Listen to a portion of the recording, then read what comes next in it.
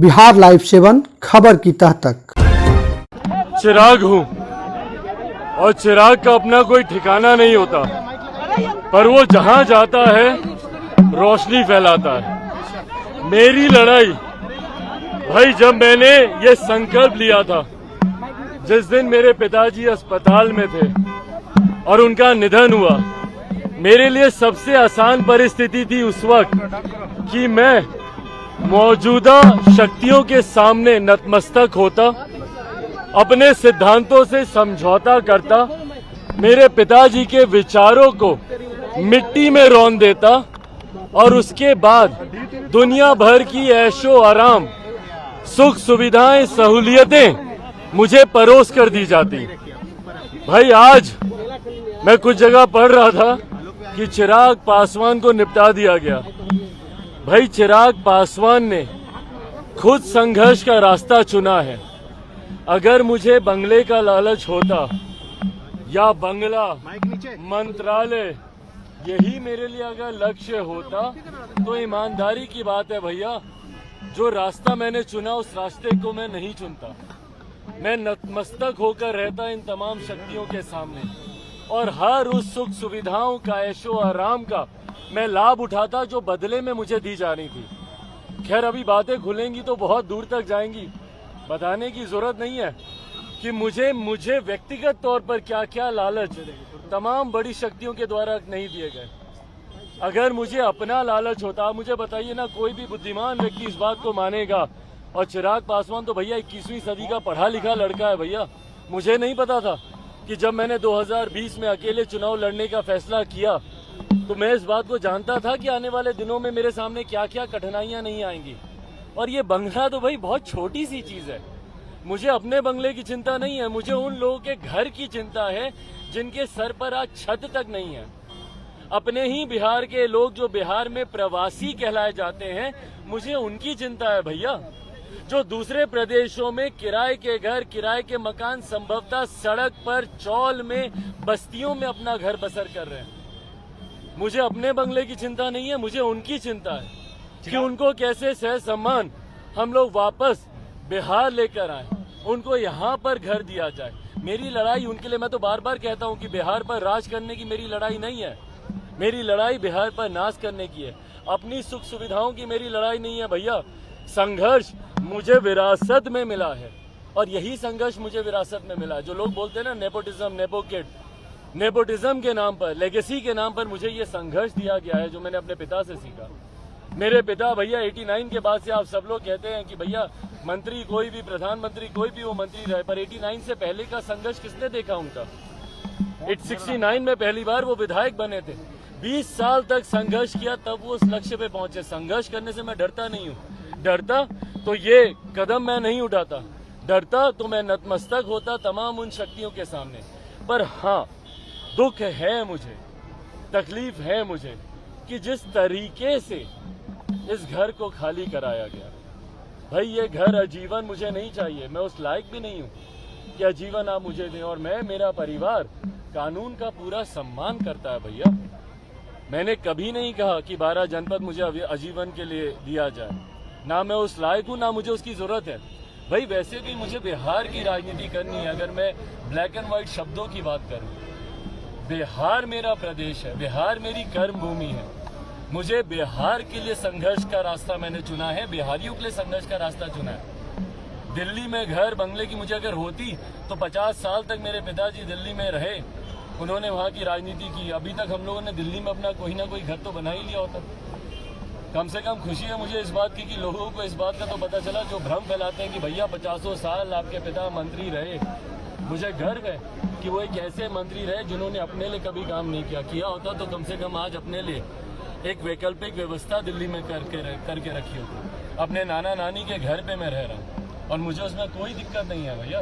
पर मुझे दिक्कत इस बात की है कि 12 जनपद जो आश्रय था, 12 जनपद जो छत थी, उन तमाम गरीब, मजदूर, किसान, दलित, अल्पसंख्यक, पिछड़ा वर्ग से आने वाले लोगों के लिए एक ठिकाना था 12 जनपद। 12 जनपद में लोग जाते थे बेझिझक होकर, वहां पर अपने काम, अपनी रहने, अपने खाने पीने की व्यवस्था वो मान कर चलते थे कि भैया एक घर है हम लोग का 12 जनपद में। और मैं से बिहारियों की ही बात नहीं कर रहा हूँ, देश भर के लोगों की बात कर रहा हूँ भाई, मैं पत्रकार साथियों की बात कर रहा हूँ। आप लोग के भी जो सहयोगी दिल्ली में रहते थे, बेरोक टोक दोपहर में पार्लियामेंट कवर कर रहे हैं, धूप है, गर्मी है, बरसात है, 12 जनपद ही आते थे, वहीं पर आकर चाय नाश्ता खाना पीना सब वो लोग करते थे। तो ये एक आश्रय था ऐसे लोगों का जो आश्रय छीन लिया गया, मुझे उससे भी दिक्कत नहीं, पर जिस तरीके से छीना गया, अब जो मैं बात कह रहा हूँ वो महत्वपूर्ण है। अब जो मैं बात कह रहा हूँ वो महत्वपूर्ण है कि जिस तरीके से ये घर छीना गया। चिराग पासवान,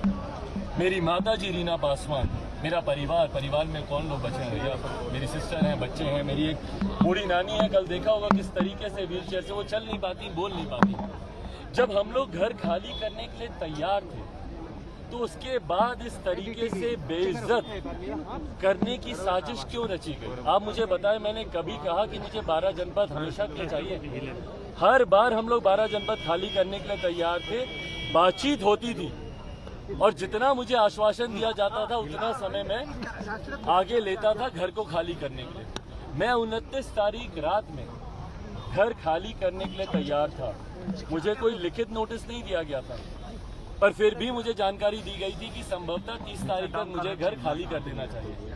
मैं 29 तारीख को सह परिवार उस घर से निकलकर अपनी नानी के घर में जाने की व्यवस्था कर चुका था।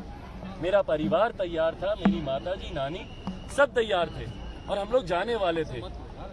मैं फिलहाल नाम नहीं लूंगा, पर क्यों मुझे केंद्र सरकार के एक बड़े मंत्री ने 29 तारीख को अपने घर पर बुलाया? क्यों बुलाया? क्या मैंने समय मांगा था? नहीं। आप लोग छानबीन कर सकते हैं, समय आएगा और बातें मैं आप लोगों से साझा करूंगा। क्या मैंने समय मांगा था? नहीं। क्या मैंने आग्रह किया था वहां पे जाके कि मुझे और समय दिया जाए? नहीं।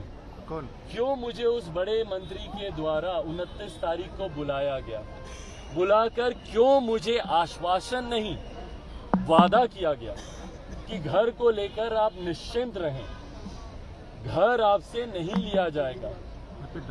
उस बड़े मंत्री ने एक और बड़े मंत्री से फोन पर मेरे सामने बातचीत क्यों की? और मैं उस वक्त अकेला मौजूद नहीं था। जिस मंत्री से मेरी मुलाकात हो रही थी और जब उन्होंने दूसरे मंत्री से बातचीत की, उस वक्त एक और सांसद वहां पर मौजूद थे। ये तमाम बातें आगे अगर कभी स्पष्ट करने की जरूरत पड़ी मैं करूंगा, पर आप लोगों को जानकारी अपने स्तर पर ये मिल ही जाएगी। क्यों उस मंत्री से, उस बड़े मंत्री ने दूसरे मंत्री से फोन पे बातचीत की और बातचीत कर इस बात को तय किया गया और ये शब्दों का इस्तेमाल किया गया कि बिहार में अभी जो राजनीतिक परिस्थिति है, हम लोग को चिराग पासवान को नहीं छेड़ना चाहिए। भविष्य है बिहार का चिराग पासवान, ये मौजूदा केंद्र सरकार के एक बड़े मंत्री, और मैं टॉप 5 रैंक के मंत्रियों की बात कर रहा हूँ, छोटे मोटे मंत्री के नहीं, जो सरकार में निर्णय लेते मैं उनकी बात कर रहा हूँ। क्यों उन्होंने फोन पर दूसरे मंत्री को ये कहा कि बिहार का भविष्य है चिराग, हम लोग को इनके मैटर में हस्तक्षेप नहीं करना चाहिए, मौजूदा परिस्थिति जैसी चल रही है चलते रहने दिया जाना चाहिए। उनके इस वादे पर उस रात मैं अपने परिवार के साथ 12 जनपद पर रुका और अगले दिन जिस तरीके से फोर्स भिजवाकर, भैया इतना क्या बुरा किया कि जिस तरीके से आपने फोर्स भिजवाई और जिस तरीके से उस फोर्स ने आकर हम लोग के सामान को बाहर फेंकने का काम किया। मेरे पिता की तस्वीरों को, मुझे दुख इन बातों का, जो मैंने कहा कि मुझे दुख है, घर मुझे आज नहीं तो कल खाली करना था, कोई दिक्कत नहीं है भैया, मैंने कर दिया। आपने 3 घंटे में मैंने घर खाली किया, मुझे कोई दिक्कत नहीं है उस बात की। पर जिस तरीके से मेरे पिता की तस्वीरों को उठा कर बाहर फेंका, जिस व्यक्ति को, रामविलास पासवान को इसी साल आपने पद्म भूषण से सम्मानित किया, उनकी तस्वीरों को उठाकर आपने बाहर फेंक दिया। संविधान के रचयिता डॉक्टर बाबा साहेब भीमराव अंबेडकर की मूर्तियों को उठाकर आपने घर के बाहर फेंका।